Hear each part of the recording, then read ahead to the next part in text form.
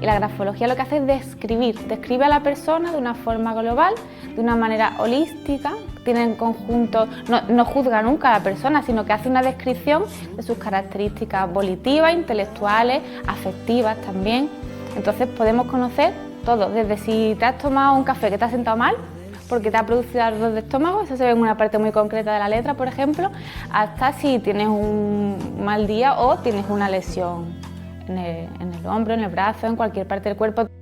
Se refleja lo estable de tu personalidad y las cosas puntuales y circunstanciales. Ya sean cuestiones físicas o emocionales, a lo largo de nuestra vida la impronta de lo que somos se va acumulando en los márgenes visibles e invisibles de nuestro trazo al escribir, firmar o dibujar. Cada línea, cada marca inocente, resulta componer un bosquejo de nuestro yo más íntimo. Hoy en Tesis nos acercamos al mundo de la grafología y de la pericia caligráfica. Dos disciplinas que cada una a su manera se sirven de nuestro trazo para discernir esa huella indeleble que cada uno de nosotros va dejando tras de sí cuando empuña un lápiz o un bolígrafo.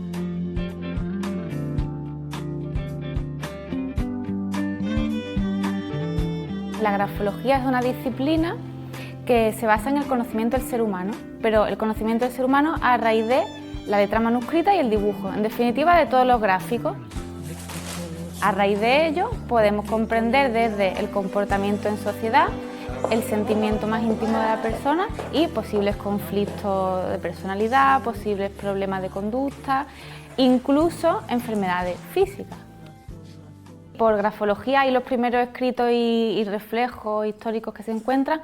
Por ejemplo, en Roma, el emperador Nerón ya se servía de lo que es la letra para seleccionar a sus personas de confianza. Sabía ver en la letra si una persona le iba a delatar o no. Y el primer tratado impreso data de 1611 de un filósofo italiano que se titula Cómo conocer el carácter de una persona por la letra manuscrita de una carta. Digamos que esas son las primeras referencias. Luego ya es en el siglo XIX cuando la grafología se dota de un carácter científico.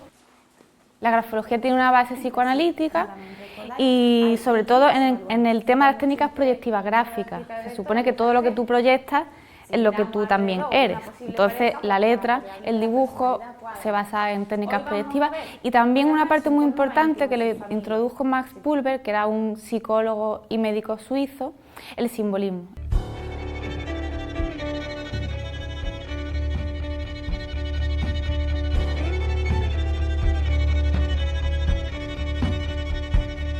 El dibujo es un indicador de lo que es el desarrollo cognitivo, de lo que es el desarrollo simbólico, porque al fin y al cabo, igual que nosotros utilizamos las letras para simbolizar palabras, el dibujo también simboliza, y simboliza la realidad que el niño ve y la realidad que el niño también percibe.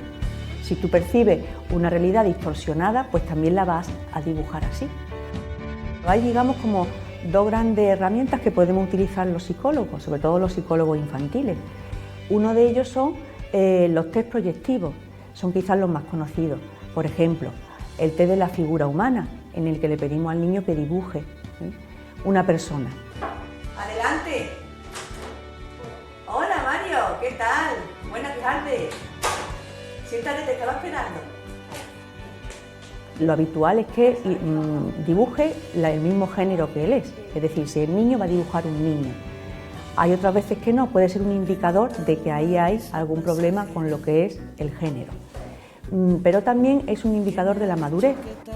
O hay otros test proyectivos en el que, por ejemplo, el dibujo de la familia, que se utiliza también mucho en situaciones de peritaciones judiciales, porque puede ser indicador de si hay alguna situación familiar desestructurada o si el niño ha sufrido cualquier tipo de circunstancia que va a expresar ahí, incluso el uso de los colores.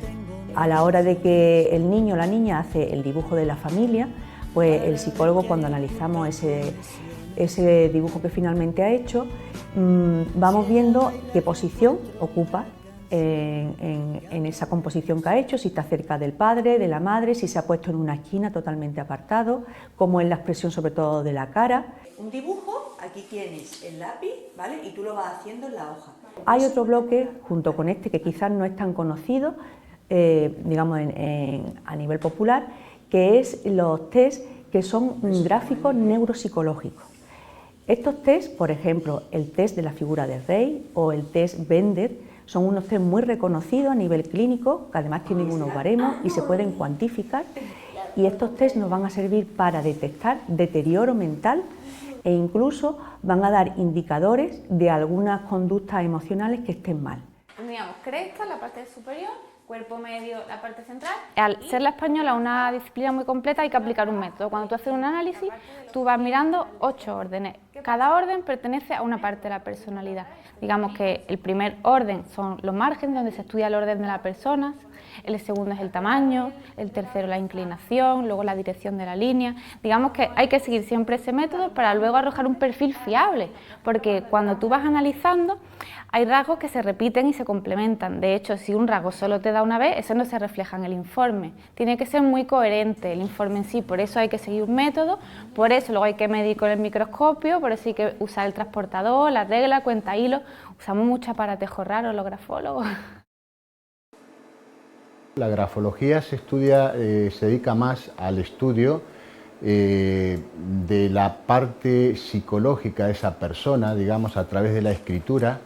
Se usa mucho, digamos, en selección de personal, por ejemplo, y para ver pues, perfiles psicológicos y también criminales en lo que es en grafología forense de un autor o de una escritura. La pericia caligráfica se centra en estudiar la autoría de esa escritura sin entrar, digamos, en la parte psicológica, es decir, que a través de esa escritura o de un anónimo o de cualquier firma o cualquier documento, manuscrito que esté cuestionado, es determinar quién es el autor de ese escrito o si ha sido falsificado, por ejemplo, falsificaciones. Para determinar la autoría, por ejemplo, de una firma, que es algo prácticamente lo que más se demanda, que son firmas. En el caso mío yo trabajo en una doble vertiente, es decir, trabajo en doble análisis que hago, uno del estudio morfológico de lo que es de la escritura, que estamos hablando de lo que es de la presión, de la velocidad, de las formas, y por el otro lado estamos hablando también de los gestos tipos, que son rasgos o signos, digamos, personales, que son los que identifican o la huella identificadora de una persona que escribe. Es decir, eso puede ser el punto de una I, una tilde, la presión, los inicios, los finales, que son rasgos muy, muy personales que otra persona no lo puede imitar. Cuando nosotros escribimos, el cerebro está en funcionamiento y se activa un sistema neuromotor que es muy complicado de controlar, es decir, porque es subconsciente y no podemos controlar todos los aspectos. Está abierto hacia la izquierda, está abierto hacia arriba, está abierto hacia abajo. Hay una aplicación muy buena que es la orientación profesional. Se hace un análisis de sus habilidades y sus competencias y se puede averiguar de una forma muy exacta qué profesiones se le van a dar mejor a esa persona. De ahí ya nos pondríamos el análisis de compatibilidad de pareja, por ejemplo, y sobre todo, muy importante, el autoconocimiento. En los cursos que estamos dando últimamente vemos muchas personas que se apuntan con ganas de aprender cosas de sí mismos y con ello empezar a modificar, empezar a trabajar la reeducación gráfica para cambiar algunos rasgos de su personalidad. Parece que hablar de los test proyectivos es algo ya que de por sí no es fiable. Entonces es una fuente más, pero también hay que saber cómo utilizarla y hasta dónde nos llega esa información. Yo no puedo hacer un peritaje judicial basado en el test de la familia. Eso sería totalmente parcial e incorrecto. Entonces yo eso después lo complemento con otros test de personalidad, con otros test de inteligencia, con otros test lo que también evalúa ansiedad, pero no hay que quitarle tampoco importancia a estos test.